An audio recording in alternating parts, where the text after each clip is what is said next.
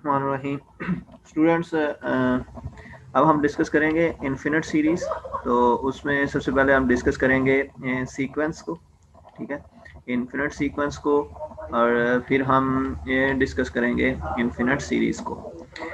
तो इसमें कुछ टेस्ट होंगे, उसको डिस्कस करेंगे। तो चलें जी, सीक्वेंस की डेफिनेशन को चेक कर लेते हैं पहले, ठीक है।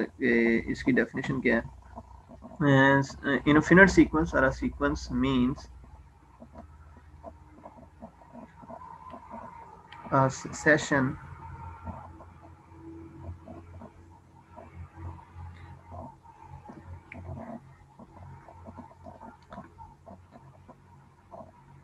of things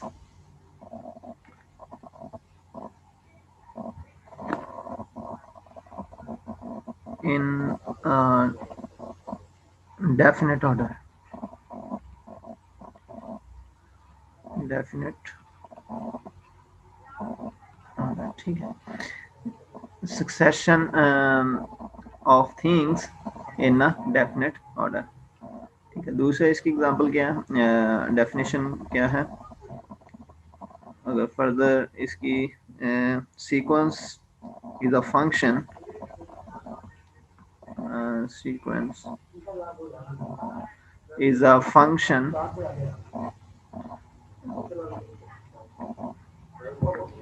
whose domain is a set of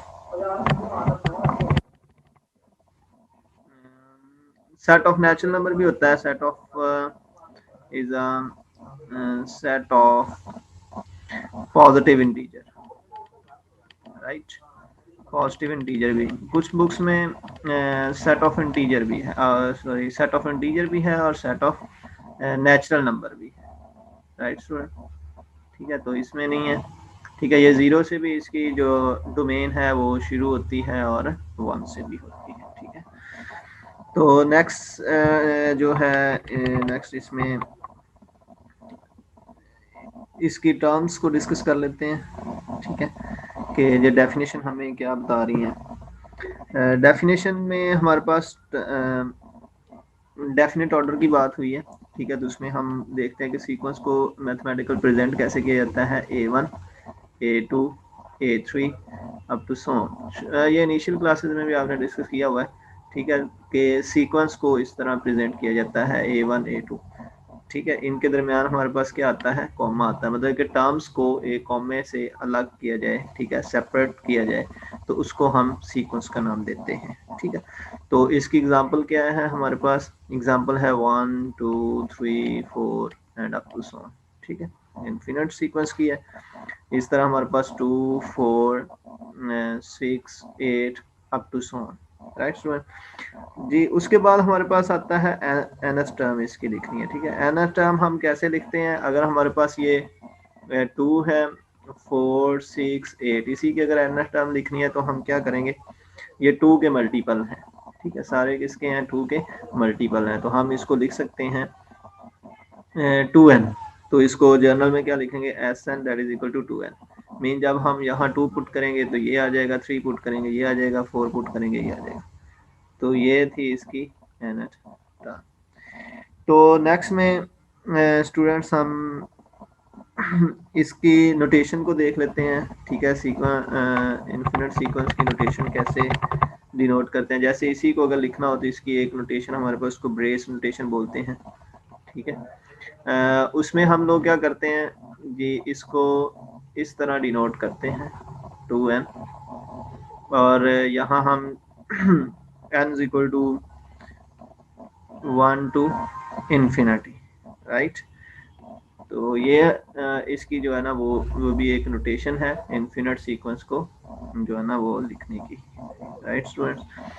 तो उसके बाद हमारे पास जो इसका आता है टॉपिक, वो आता है लिमिट का, ठीक है। तो लिमिट को देख लेते हैं, लिमिट को कैसे डिस्कस करते हैं।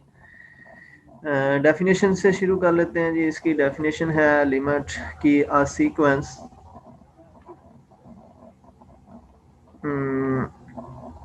an ठीक है, ये इसकी नोटेशन है अभी जिसको डिस्कस किया है। A n is set to be converge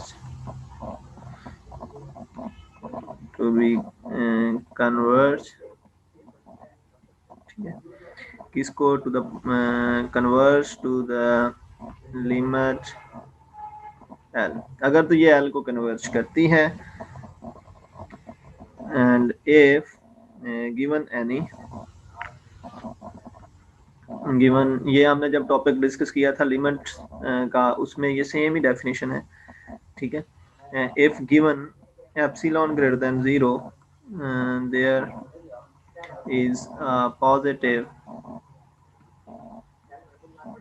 positive integer, ठीक है, ये हमने डेफिनेशन में डिस्कस किया है कि ये पॉजिटिव इंटीजर एंड पॉजिटिव इसकी जो होती है वो डोमेन होती है, सच दैट ये हमारे पास इसकी कंडीशन जो है, इसकी डेफिनेशन है, इसको फुलफिल करेगी a n minus L less than epsilon, ठीक है, for n greater or equal to N. ये जो एन होगा वो इस पॉजिटिव एन के क्या होगा, बराबर या उससे क्या होगा, ग्रेटर होगा, ठीक है।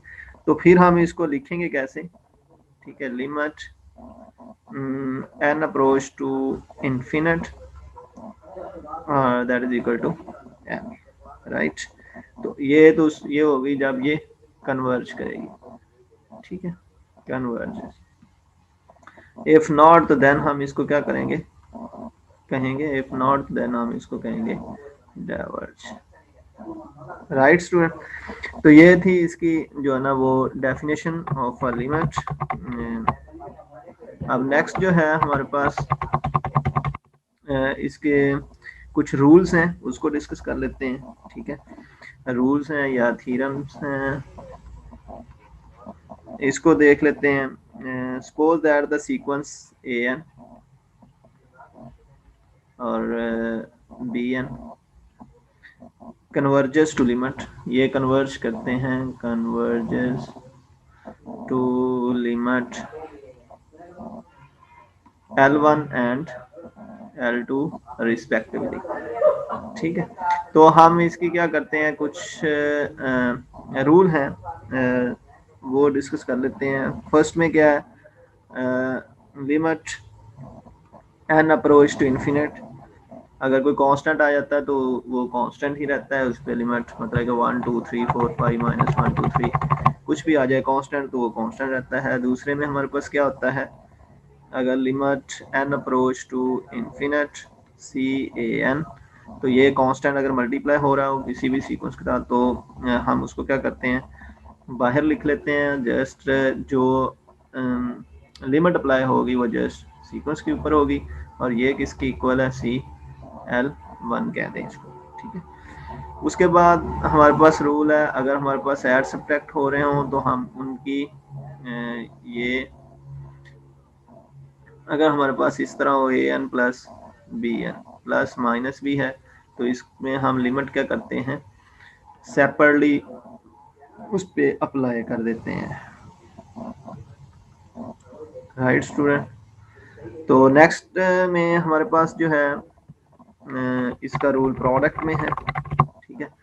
तो प्रोडक्ट में भी हम क्या करते हैं, अगर दो फंक्शन ए एंड बी दो मल्टीप्लाई हो रहे हैं, ठीक है,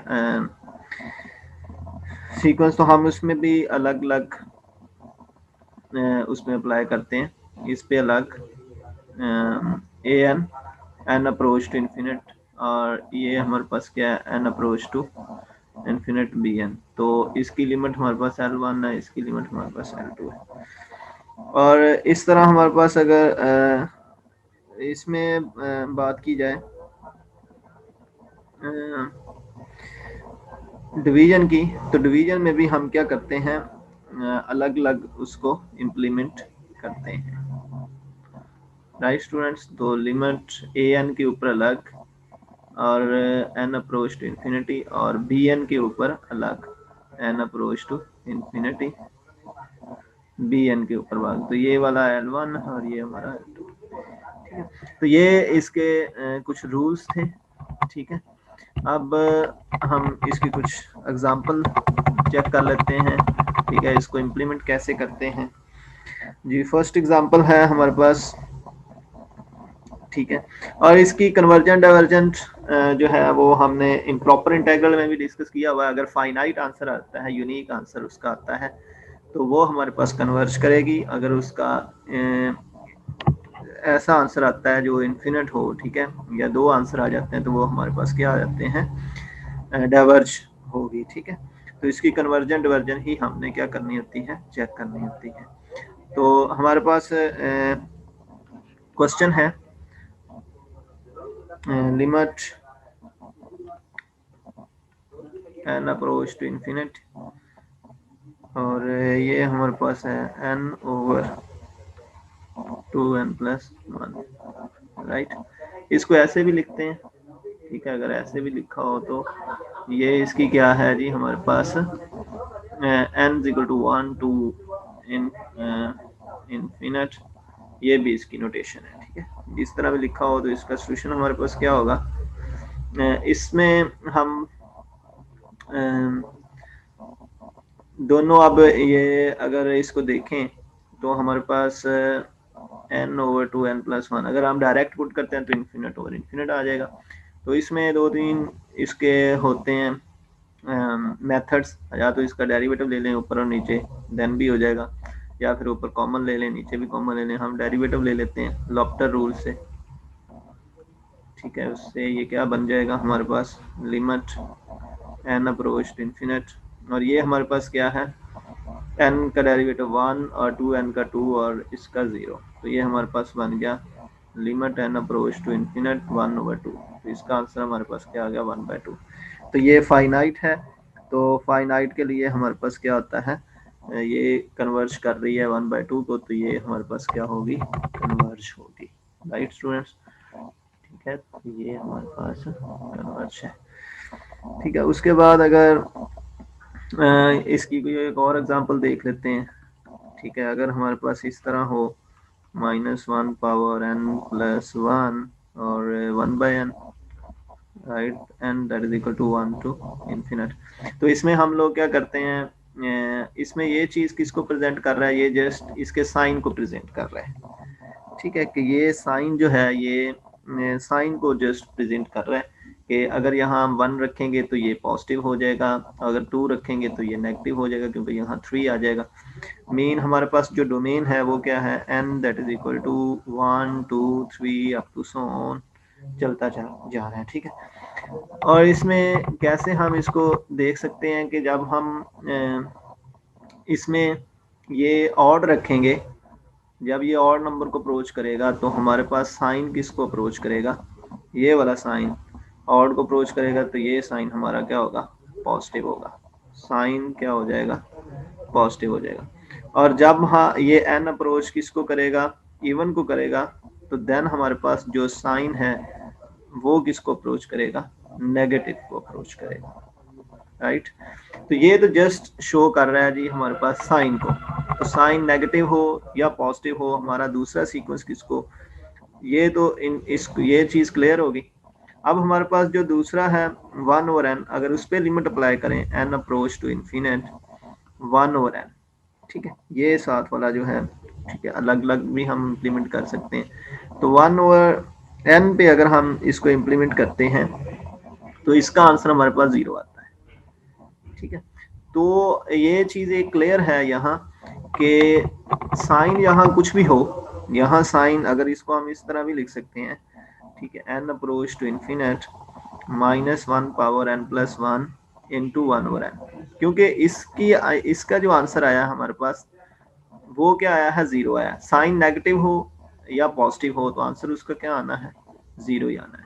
तो ये एक नंबर को जो है ना वो कन्वर्ज कर रही है, तो ये हमारे पास क्या है, एक फाइनाइट नंबर है, तो इसको हम क्या कहेंगे, कन्वर्ज कहेंगे, राइट स्टूडेंट्स।